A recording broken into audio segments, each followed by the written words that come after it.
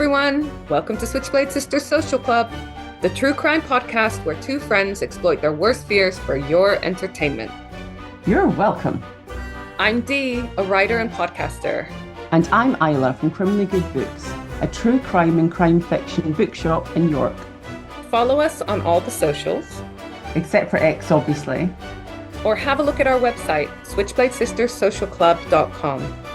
Check them out for all our latest episodes, events, deals, and other weird stuff. Listeners' discretion advised. Hi. Yeah, we've got some fun stuff coming up. Harrogate Crime Writing Festival. If you're going, tell us. Meet us by the bar. Oh, please meet us by the bar.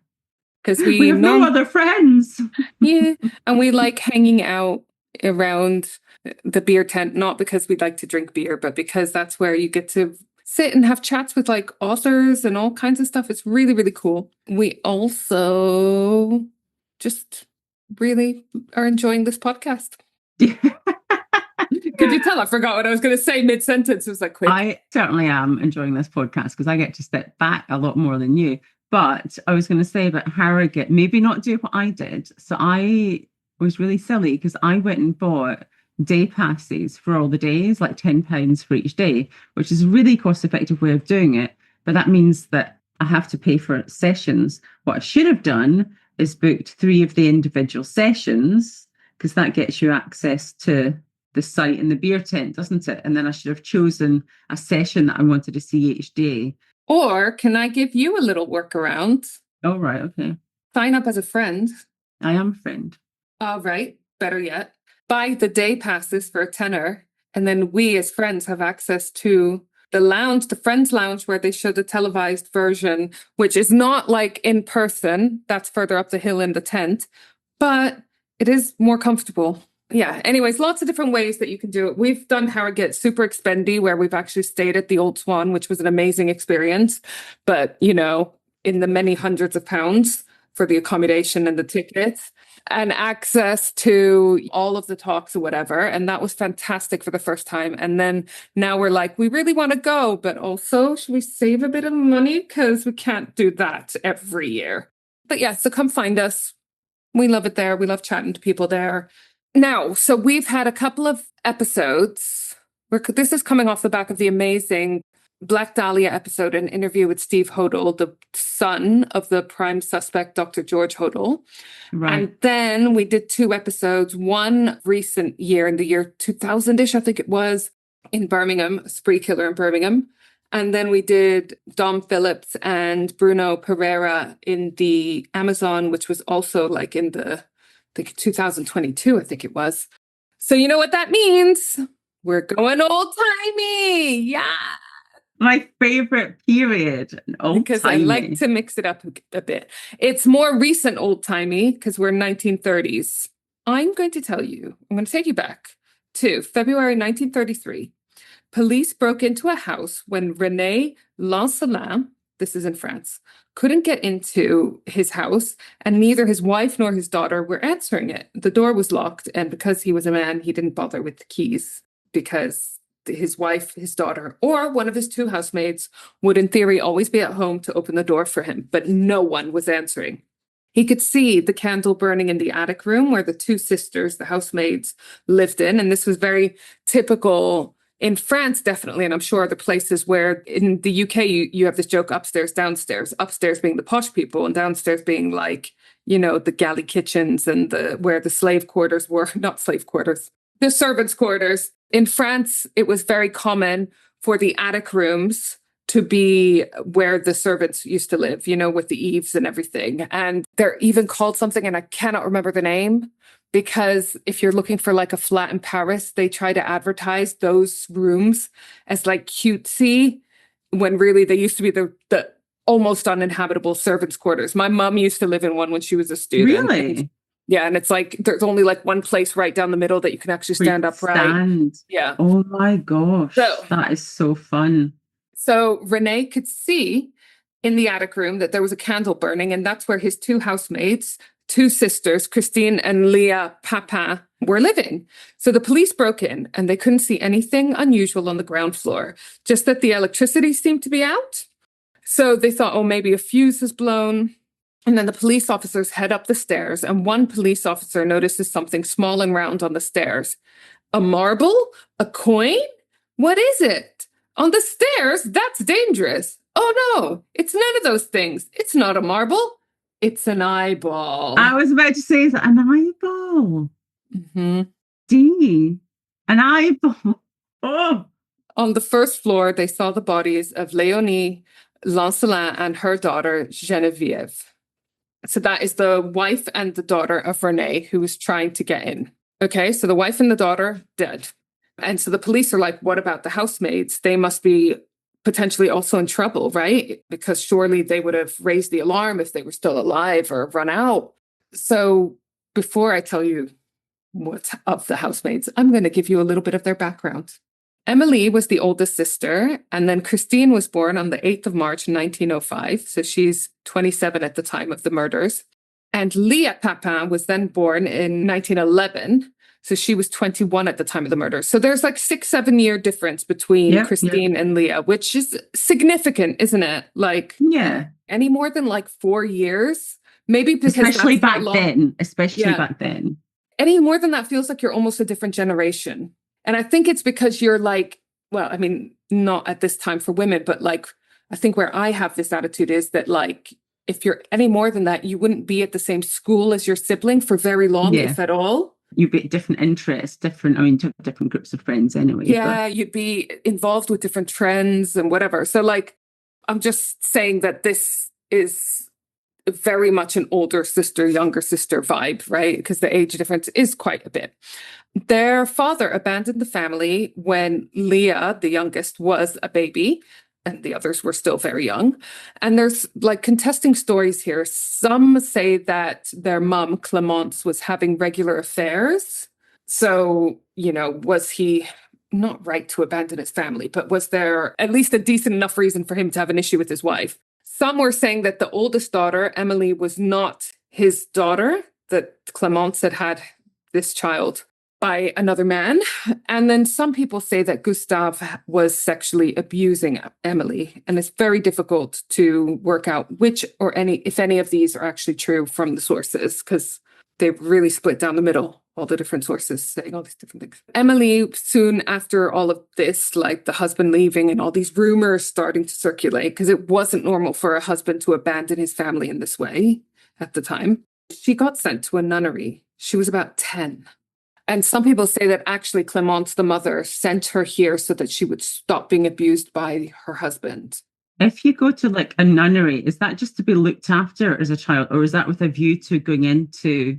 A bit of both. So, and it really depends if this nunnery has a formal orphanage or not. Yeah. But, you know, so it might be that you're just sent there for, a lot of the times they were used like social services, like child protection services. So a lot of people would send their kids into nunneries and so forth temporarily, you know, while they got themselves back on their feet or while they took on a job somewhere, you know. Right. So in this case, it wasn't really clear whether it was like, oh, so that you could become a nun necessarily, but she's 10. So she's probably not thinking about her career prospects at this point. But it's just horrendous to think that she was being sent away because of the abuse she might have been suffering at home. And it does kind of make sense a bit because there was a younger child in the house that didn't get sent away, that potentially was actually the father's kid. Right, okay. You know? And what's really sad is that also these schools, these nunneries, were also known for abusing children, you know, if not sexually, definitely in a work-related capacity. But Emily did actually stay on and become a nun, but not necessarily because she loved it there, more because she didn't feel like she had a choice. Because, you know, she's been living there since she was 10. She's got no network outside, apart from her two younger sisters. She wouldn't know what life is like. I mean, 10. I mean, I remember being like 8, 9. If I suddenly ended up in a nunnery, you would start to forget your previous life, and that's all you. Then you get institutionalized, and then you get given the option to just stay. Do you want to make a really difficult decision that might lead to you being homeless, jobless, whatever, or do you want to just stay here? You know, and at least you've got a roof over your head. Exactly. The parents' divorce, Clémence and Gustave, that was finalized in 1912. The daughters, unsurprisingly, because of the time and because of their gender and because of all the situation at home, which was, whatever the truth, was definitely turbulent, they received minimal amount of education. And in the 1920s, Christine, the middle sister, went into domestic service, which was quite a common profession for non-rich women, let's say. Léa at the time was sent to live with an uncle in a kind of, again, it's very vague and confused how it's described, but pretty much almost like a carer / maid for the uncle. You know, they had limited options, so of course they went down this route. France had one of Europe's largest domestic service sectors at the time. There were over 800,000 maids in the 1930s. Is this why people talk about French maids? Like, I know there's like French maid outfit. There's like the French maid outfit.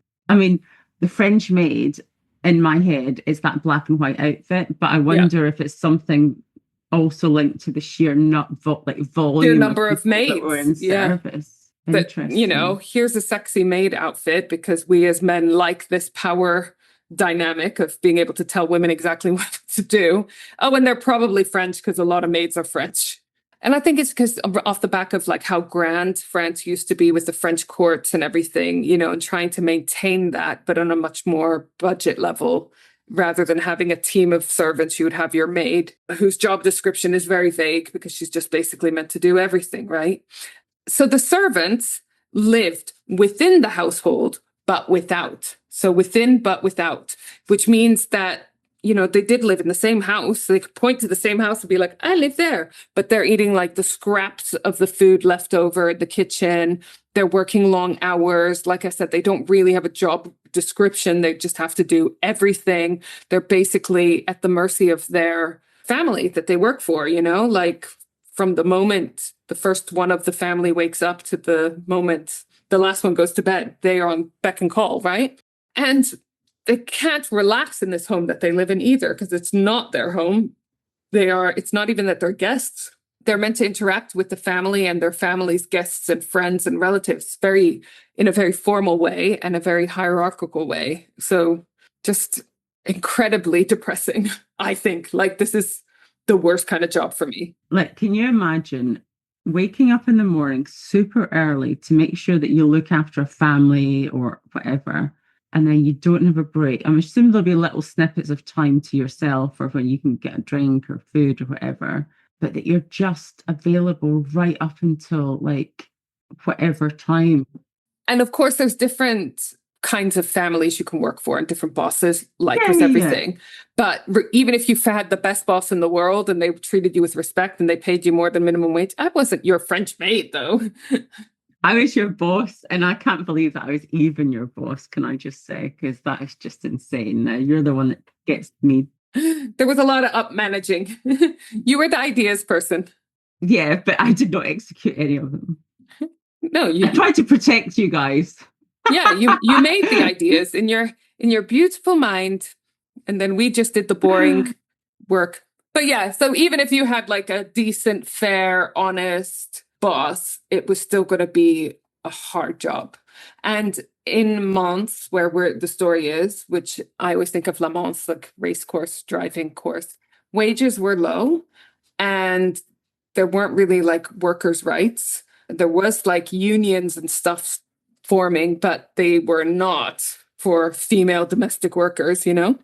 And soon after, Léa kind of had a bit of an intro job with the uncle working in domestic work, caring, but then she followed Christine into formal domestic work as well. And she was hired by René Lancelin, a retired lawyer who we met at the beginning of the story, an insurance administrator, and his wife, Léonie, in Le Mans. Christine was about 20, and then Léa was about 14 at the time that Christine started working there. And a few years later, they took on the second maid, Léa. So within a couple of years, they have the two sisters working together. For them, it must have been a bit an advantage because they can shove them in the same room.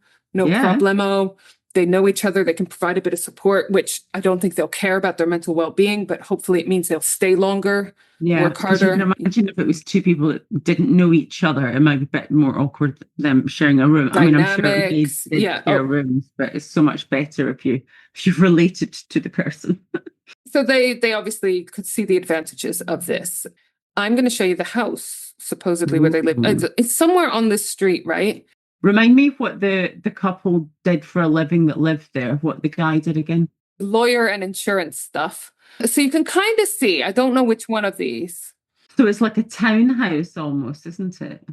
Yes, it's quite an urban setting, very grand French houses. You can see, I've looked up on Google Street View, so you can see that I don't know what these are called, but they've built out the windows in the attic. It's like Velux windows. Yeah, but you know what I mean? That would not have been how it was at the time. It would have been a pitched roof, because that's the servants' quarters up there. I don't know if there's any houses that have that. Maybe some of these. Do you know what I mean? They wouldn't have bothered making grand windows in the attic room for light and air when they were being resided in by the maids. But you could see it's like very quaint. I don't know if Le Mans is a city, I guess so, but like it would definitely be a small city. So it looks cute. I want to go. So apparently the maids were treated relatively well here. Then you look into what that means for a French maid in the 30s and you're like, oh, so still like shit, but just less shit than it could have been. Do we know what that means? Yes. So okay. They got a standard wage for housekeepers, for maids. They had shared meals, which means that they they didn't eat with the family. No. But the cook would probably be told, or one of them might have been the cook. I don't actually know if they had extra staff. But in any case, they were eating the same meals as the family. They weren't just having scraps or having to have like broth while the family is having steak. Just they would have been eating it in the servants' quarters. And they even had a heated attic bedroom, which was, again, not the norm.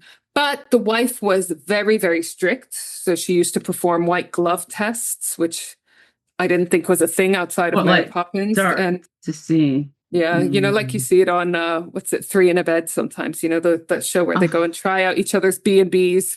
The other weird thing I thought was that René, the husband, never spoke to them directly.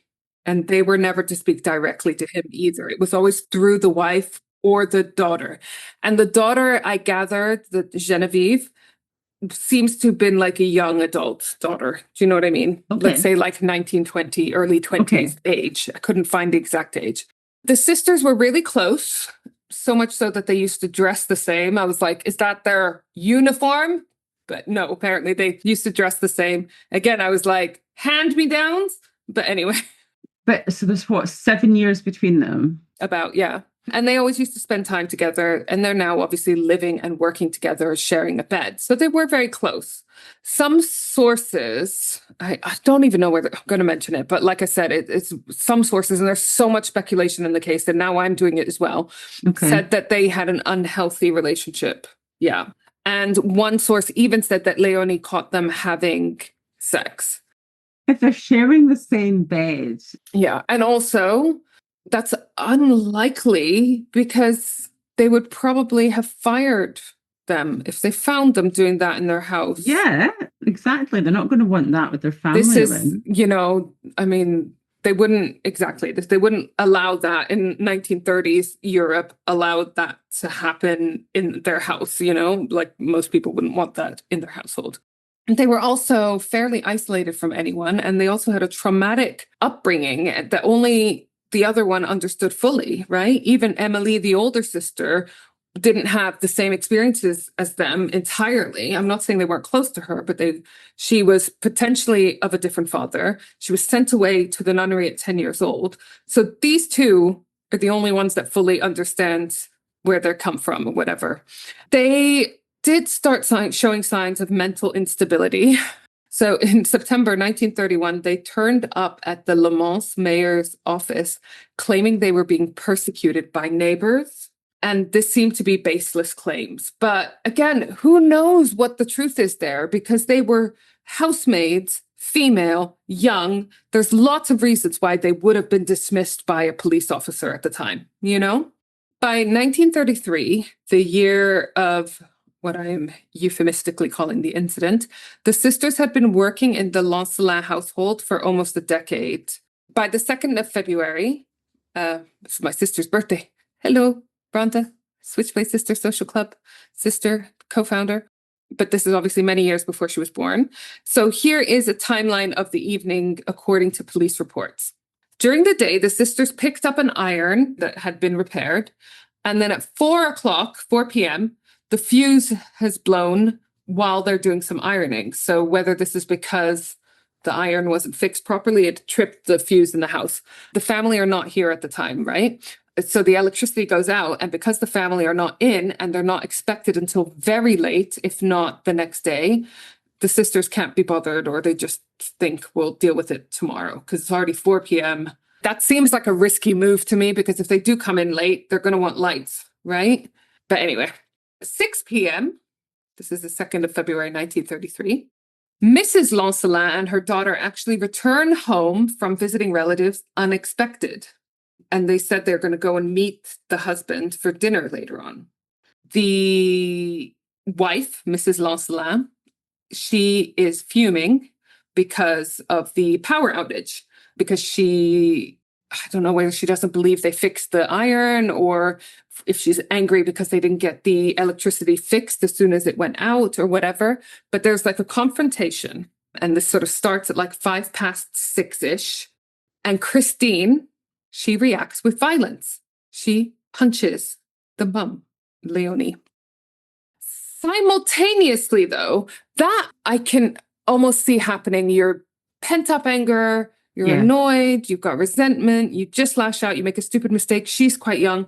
What's bonkers to me is that simultaneously, so a couple minutes later, Leah attacks Geneviève, the daughter, as well. Can you imagine? You lose it and you punch someone, but then your sister, rather than trying to calm you down or diffuse the situation, she just goes raw and punches the person that they're with. So, I just find that okay, so basically the sisters punch the mother and the daughter. Yeah.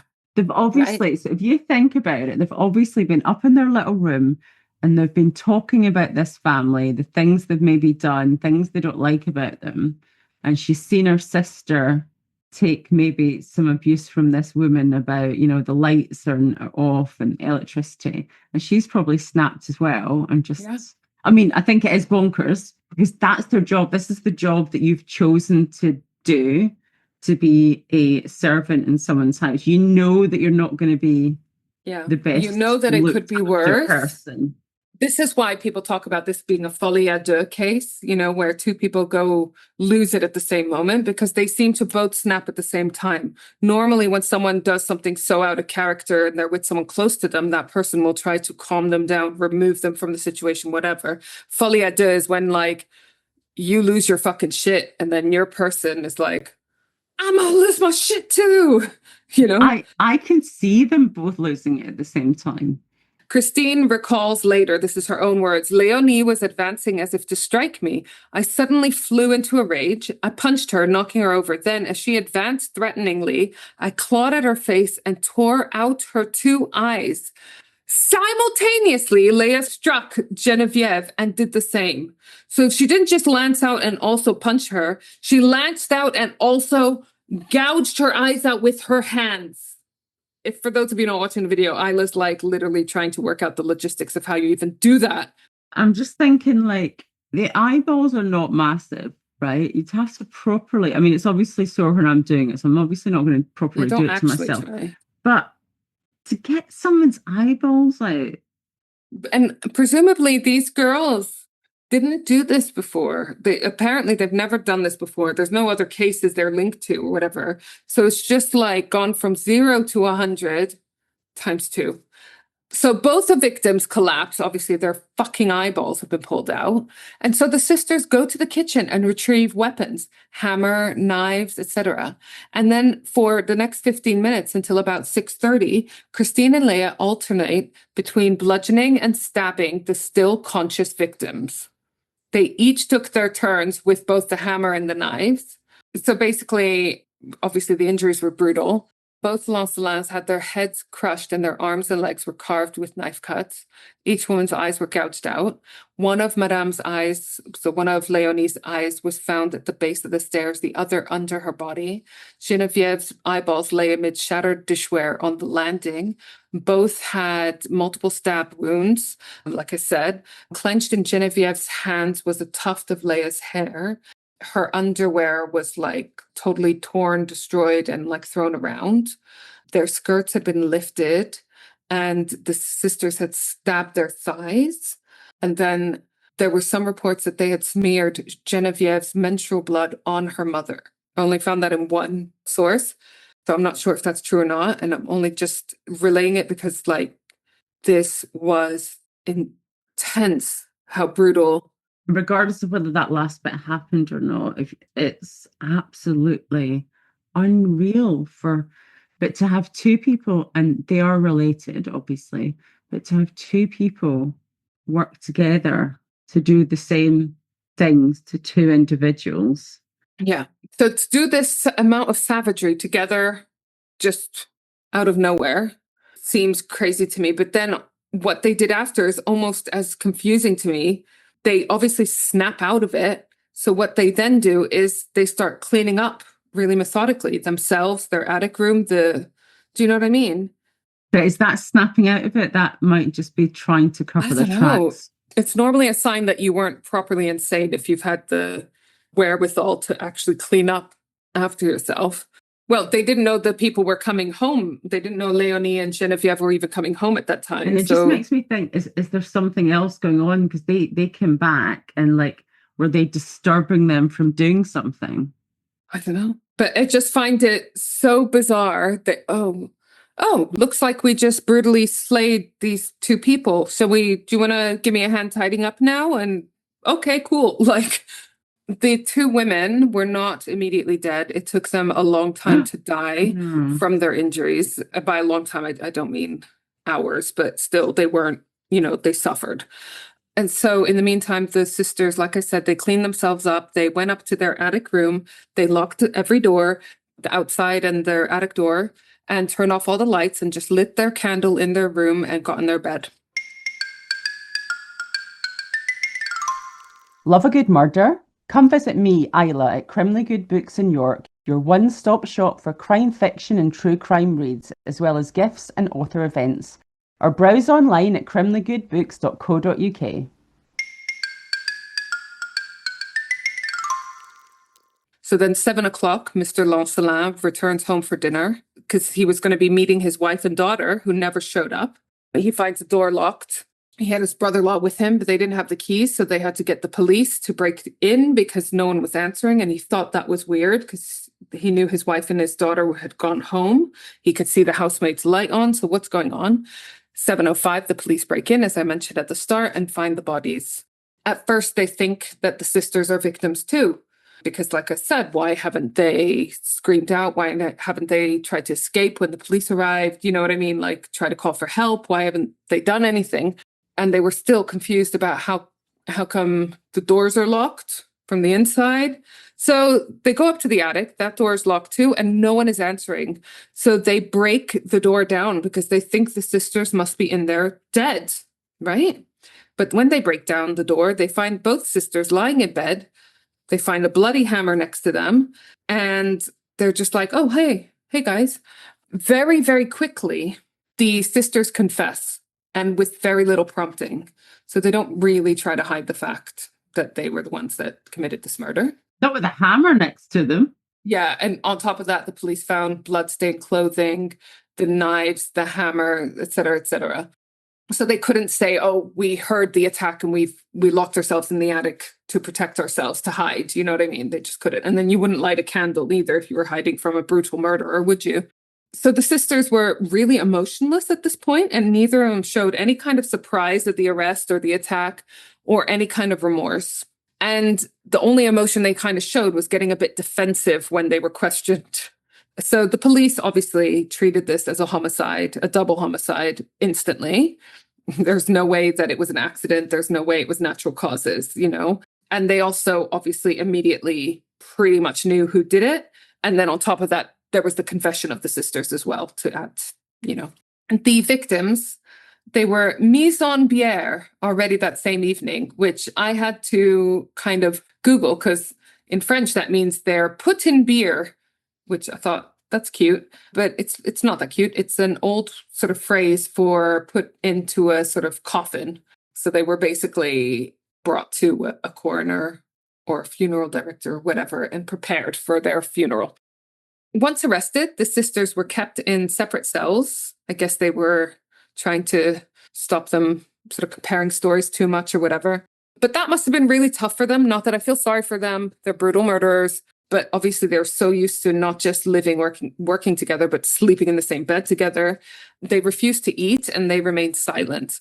And by the next day, they were having like agitated fits and they were rocking back and forth. Leah, the younger sister, was pretending to be mute. Why? I think they were struggling with being separated. I can imagine them being separated because you want to see who the ringleader is. Because you want to see, is it one forcing the other one to do something? And I can imagine the younger one, if she's all she's known as, or like she's younger and she's looking up to her sister and, and that kind of stuff. And they've just done this brutal thing together. I can understand why they would want to be together. Yeah. So like, fair enough. You want the comfort of your sister when you're going through terrifying times, even if the terrifying time is that you and your sister brutally murdered your employers. But they were refusing to eat and they were just repeating things like, nous savons bien que nous serons guillotinés, which means we know well that we're just going to be guillotined. It's like, yeah. Eventually, they managed to extract more information from both the sisters, and their accounts were so similar and matched the evidence so much that it was quite clear what was happening. Christine said she was in the hallway when René Lancelin, the mum/wife, arrived and told them off because of the power outage. She presumably thought it was their fault for overburdening the system or not getting it sorted before they returned home, et cetera, et cetera. Christine said that she advanced on her. How true that is, whether it was perceived physical advancement or an actual one, who knows? I didn't read anything about Leonie, their employers being physical with them. That's definitely something that happened with other domestic servants. I never read anywhere that she physically abused them. So there was this implication that the boss came across aggressive at first. And Christine says, I punched her, I clawed her face with my nails and tore out her 2 eyes. Meanwhile, Leah attacked the daughter and went to get hammers and knives and attacked them both until they weren't moving anymore. They asked if they wanted lawyers, and first they said there's no point, but then named 2 family friends as defense counsels. And then the sisters started not changing their stories, but vocalizing that it was self-defense. They'd kind of said it already, that Leonie had attacked first, or she was coming at Christine, but now they're like laying it on thick that this was an act of self-defense. They claimed they'd been unjustifiably reproached by their employers and that Leonie had had affairs. I don't know why this would impact any of this. So, but also none of this was supported by any other witnesses, neighbors, anything. So yes, the housekeepers, housemaids will have access and insight to the families going on more so than a lot of people. But I just feel like if this woman was having multiple affairs, there would be at least someone else who could corroborate that, right? Or be like, oh yeah, I heard that too. No, nothing. They claimed they were directly provoked by both the mom and the daughter, even though the sisters had no defensive wounds, the housemaids. So there's no evidence that the mom and or the daughter started the violence and they defended themselves. The judge assigned to the case, Judge Herbert, commissioned a psych evaluation on the sisters, which is really, I think, progressive at the time. Yeah, I was just thinking, but I mean, I don't know if it is or not, but it seems like it is. But definitely seems like a good idea for someone to look at their psychology. Dr. Maxime Stutzelberger, he's the director of the public mental asylum in Le Mans. He examined them for signs of psychosis. And he said that he was looking for signs of like paranoid delusions and all sorts. But initial reports said that they were lucid and coherent, but they were focused on themselves and their stories continually lined up, but not in a suspicious way. So their stories, their accounts converged. They were both telling the same story, but not in a way that sounded rehearsed prepared or whatever. They were just both telling the truth about what happened on the evening. And again, the Leonie attacking or going for Christine could have been perceived or actual, but either way, they both saw it in the same way. The doctors found them, in quotes, not overtly insane and in full possession of their mental faculties, but they did note a passionate frenzy. To me, these are all just like word salad words. Do you know what I mean? Like, they don't mean anything. What does that mean? Okay.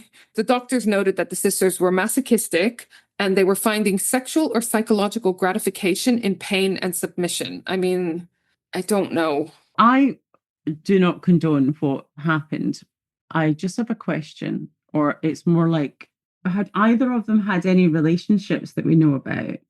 Because I imagine going into domestic service where, you read things like, you have an afternoon off, and you go into the village or you go to the pictures or something like that, and your Saturday afternoon off, you have, I imagine it must be very difficult for two sisters together, sharing a room, working for a family, having no time off, I imagine, to meet someone. And do they even know what a healthy relationship is? So it may well be that they did have a relationship together. I'm not saying that they did. Yeah. But it's just a very unhealthy relationship situation that the sisters have got. And, it's sad. I didn't find anything about either of them having a relationship with another non-sister. There was obviously, like I said, some sources that hinted at or expressly said that some people thought that. Again, who knows if that's just sensationalizing an already just bonkers story. They definitely, and again, there was so much different versions of what happened in their household. Was the mum having affairs? Was it the dad? Was the dad abusing the child? Was the oldest sister even the dad's child? Blah, blah, blah. One thing you can deduct from all of that is that it was not a happy, stable household they grew in. It was not a healthy marriage for these kids to view as a role model. You know what I mean? So no, they have no freaking clue. Probably the most stable relationship they've ever witnessed is Leonie and René Lancelin, their employers, but they probably have a huge amount of resentment for them being indentured servants to them, basically, So for sure, they have issues. And a lot of them are as a result of the society, culture, etc., that they've grown up in, the household they've grown up in. One thing that came out of their psych eval was that they were not insane. They were not clinically insane, which means there can be a trial. So the trial, both sisters are charged with murder with aggravating circumstances of two persons. And the trial started on the 28th of September, 1933. So that to me seems really quick compared to modern day where you can wait months and years for a trial, because it was the 2nd of February. I mean, I guess there's less data to review. Like now with phones and computers or whatever, you've got thousands of bits of data that you have to go through before the trial. Yeah, and I suppose they pleaded guilty, so it wasn't as if they were trying to fix it on them, okay. They weren't necessarily pleading guilty. They were saying that they did it in self-defense. But it does obviously simplify things, right? They're not arguing about whether or not they actually committed this act. It's just, why did it happen? Was it a legitimate murder, eyes gouging? The trial lasted 1 day. So both sisters appeared dressed demurely, like someone told them. They had 2 lawyers each. The crowd swarmed the courtroom, and the prosecution emphasized the cruel injuries. Presumably, a jail sentence would have been inevitable because of the confessions. So the prosecution's job is to get the longest one possible, I imagine. Like, they're saying they did it. So the prosecution is now trying to say, yeah, you did it, and it was murder, not self-defense, right? The experts concluded the crime stemmed from normal hatred, which turned extreme, not from insanity. And you might be wondering, what can the defense possibly even say? I mean, how is there even a trial? Well, like I said, they're claiming self-defense, and they're claiming diminished responsibility. They had a traumatic upbringing, abandoned by both their parents, taken into an orphanage, working at a young age in a very difficult sector. Basically, they had horrible bosses and abusive parents.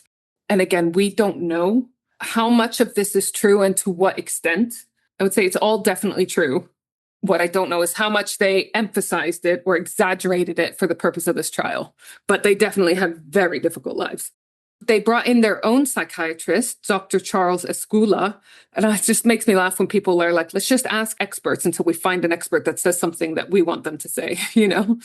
So this one says that they were emotionally disturbed and they acted in self-defense under acute paranoia. It's almost like what he's saying is there wasn't really a threat or a reason to kill these people, but they were having almost like a mental break that made them think there was. So they were acting in self-defense because they'd basically gone doolally. Both of them at the same time. It's a really hard ask to get anyone to buy into that argument, right? They argued that the sisters faced bullying over a long period of time by their employers. And so they basically had frustration aggression hypothesis, which is like one that gets brought up in the case of, you know, quite often women that are facing domestic violence and they suddenly lash out at the smallest things. So people are like, you know, he just told you that the dinner wasn't nice. Why did you murder him so brutally? And they've said, well, it's frustration and aggression. It wasn't that one thing. It was the 25 years of him beating my ass, you know? They're arguing some version of this. And Leah's lawyers are arguing that she was just copying her older sister, which I don't think is as much of a defense as they think it is. Neighbors and other household staff were brought in. And it is bizarre because they were saying they didn't see the stuff they're claiming of the employers, the abuse and blah, blah, blah, but also that the housemaids, the sisters, were obedient maids and had no history of violence. And again, they'd worked there almost 10 years with no incident. They would have got fired. They would have got fired for this family. So interestingly, I hadn't realized there were other servants in the house. At different times, they might have had like, you know, other servants, but also I think what that means is like people coming in and doing jobs around the house and, you know what I mean, the chimney sweep. I don't know. They got these statements from current previous staffs as well, that Leonie never hit her staff, not making her out to be an angel, but this idea that she was coming at Christine. And so Christine had to lash out at her in self-defense. There's no precedent, so it's bizarre that she would have interpreted it in that way. An orphanage teacher, because the kids, the two sisters, had at some point gone to the orphanage where Emily was at the nunnery, took to the stand and said the sisters were bright children, but basically nothing was brought to the court to justify killing the mom and the daughter, Leonie and Genevieve Lancelin, because no one was saying there was any kind of extreme abuse or anything like that. So after only 40 minutes of deliberation, which, you know, I think it's like some of that must have been a pee break, a refreshment break, and then a form-filling admin break, you know what I mean? The all-male jury came back with a mixed verdict. Christine was found guilty of double murder, Christine being the oldest one and the one that acted out first of the sisters. So she was sentenced to death by guillotine. And Leah, the younger sister, was found guilty of murder with collaboration and sentenced to 10 years hard labor plus 20 years banishment, which I find it bizarre because it's like, where do you go when you're banished, when you lose your citizenship? Where do you go? We had this in the Marquis de Sade. It's bizarre. Okay, so she's allowed to, well, she can't be in France anymore. Yeah, she got a more lenient sentence than her older sister because they obviously think she was following in the footsteps of her sister a bit. It wasn't her idea. She just was kind of, if not felt obliged, she didn't start it and just went along with what the sister did. Christine's legal team immediately appealed her sentence because she's obviously got the death sentence. And January 1934, the president of France, President Doumergue, commuted Christine's death sentence to life in penal servitude. I don't know if France still has the death sentence, but I know that they definitely don't implement it very often if they do still have it.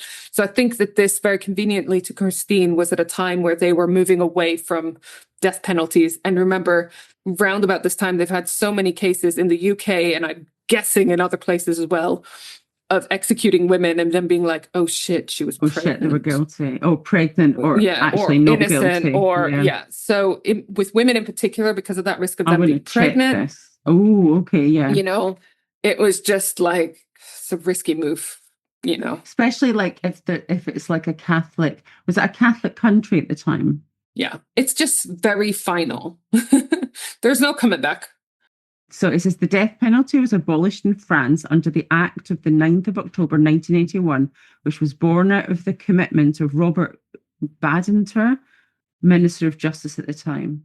The final three guillotinings in France before its abolition were those of child murderers Christine Ranucci on the 28th of July 1976 in Marseille, Jérôme Carrière on the 23rd of June 1977 in Douai, Douai, and torturer-murderer Hamida Jandoubi on the 10th of September 1977 in Marseille.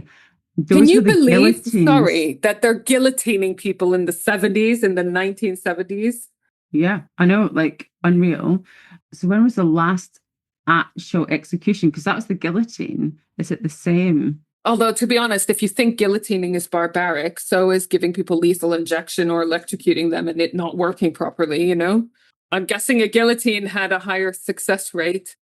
Ooh, all right. So another reason why, probably the main reason why in this case they converted her sentence, commuted it from a death sentence to life penal servitude, is because she was showing signs of extreme distress. She was having fits and she was trying to gouge her own eyes out.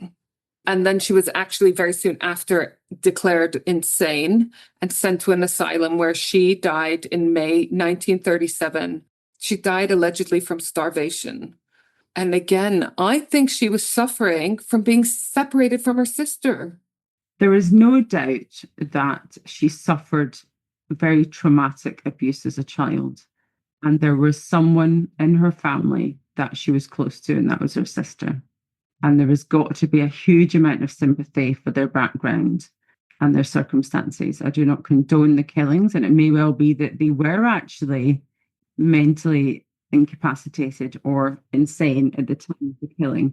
Again, this is massive amount of speculation, but I think she was just like lived this life forever in this penal, like basically working in prison for life without my sister, or just starving myself and dying. Léa, the younger sister, she got, remember, murder with collaboration in quotation marks, meaning they treated her lighter because they saw her older sister as the main instigator. So she got a life sentence. How many years do you think she served? I'm going to say 30 years. 8 years. Okay. So she was released in 1941 at the age of 30 because of good behavior, and then she disappeared from public view. Whether she still had to be banished or not, I couldn't really understand, but she basically did not live a public life. And so much so that there's debate about when she actually died. She either died in 1982 or in 2001. Okay, there's quite a big difference between those, Dee. Yeah, exactly. So you can imagine that loads of experts have tried to attempt to diagnose retroactively, the sisters. And they have gone through everything from, like I said, folie à deux to intermittent explosive disorder to chronic paranoia, which was used as a defense on it. You know, was it something environmental? You know, these cases of like mass hysteria or more than one person having, you know, you've got like the dancing plague of the 1700s somewhere in Austria or whatever, where it just everyone suddenly started dancing. And when I say dancing, they danced for days and weeks and months where loads of them started dying because they couldn't stop. What the fuck was that? You know, there's a really good episode of This Podcast Will Kill You on the dancing plague, by the way, which I recommend. It's bonkers. Feminist philosopher Simone Beauvoir, she knew the sisters. But I think because she met them after their trial, she wrote an essay, Le Deuxième Sexe, in 1949, describing Léa's confession and questioning the patriarchal society that shaped such violence. So she was obviously feminist, and she called them two lonely, oppressed women, in quotation marks, and that they were compelled to strike back. I want to say she's not making excuses for them. She's just trying to explain how gender roles might have influenced the situation that might have led to such a thing. And also, fuck the patriarchy. Marxist historians viewed the murders as like an ultimate proletarian revolt. So a lot of people also came to it from a class point of view. Some people come at it from gender. Some people come at it from the class point of view. These like, you know, servants are fighting, damning the man, not in a patriarchal sense, but in a capitalist sense. In criminology, people have labeled the case a folie à deux, which is shared psychosis or pathological symbiosis. And others emphasize elements of sexual sadism and suppressed aggression. But there's no one single modern diagnosis that has a consensus, or there's no prime diagnosis taking the lead, for example. And interpretations are varying widely. And unfortunately, we're never going to know now because they're both dead. And there's not going to be new records that come out, I don't think, about this. So I've got a section now, unresolved questions. I've got a few. There's no verbatim transcripts of the trial online, because I think it would have been really interesting to read some of that. And this was noted in a few places. Like, I think that people have said it's suspicious that there's no transcripts, whereas normally there would be. You also can't find things like the medical examiner's reports or the psychiatrist's reports or whatever. There's also very little information about their upbringing. Like, why would there be at this point? They were like living a very ordinary, sadly, like life in France, whatever. There's no records from the orphanages or anything like that either. I mean, they're not known for their great record keeping, I don't think, the nuns. So this was the first case that I listened to. I remember a friend, Amy, coming to stay. And she said, do you mind if I put on a true crime podcast? And I was like, just getting into true crime podcasts. So I was like, yeah, awesome. And she put on My Favorite Murder, which is one of my favorites to this day. And it was the episode that they covered this case. And that was what made me go, I have to listen to more of My Favorite Murder. This is insanity and so interesting. And how they were talking about it was fascinating, whatever. I've got an unresolved question. Well, you said the younger sister either died in 1981 or was it 1993 or something? Like 2001, yeah. It's like 20-year difference. And if she died in 2001, wouldn't she be like close to 100? Yeah. And is it just because they're two people with the same names or like similar names or something? It's because it was, the consensus was she died in the 80s, in 82. And then someone interviewed a lady for a documentary who pretty much claimed to be her. Right, okay. With enough credibility that people were like, is it her?